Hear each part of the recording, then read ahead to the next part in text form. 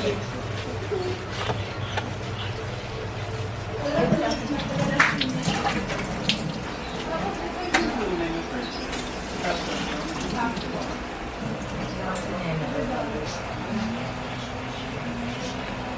Kibuloy. Sa 74 na pahina ng sex trafficking ng U.S. prosecutor si Pastor Apollo Kibuloy.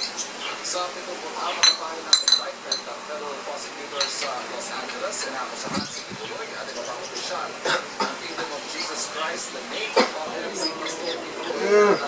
Daniela! Ugasin!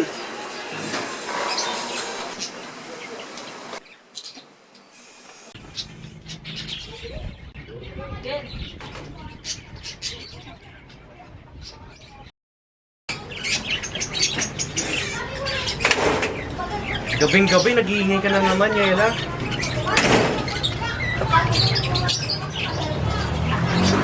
Kuha mo na ako pera. Ano yun naman? Pagyan mo ka ng chato? Pagbabahin to. Kagaya ka nun ng nanay mo.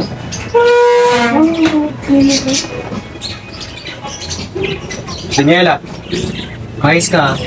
Nakikita ka ng mga kapitbahay. Ayos lang sa'yo? Ganon tatay mo? Oo, sanayan lang yun. Ni isang beses ba naisip mo, paano kung mayaman ka? Araw-araw. Kung magiging pera lang lahat ng mga iniinom niyang alak, bilyonaryo na sana kami ngayon.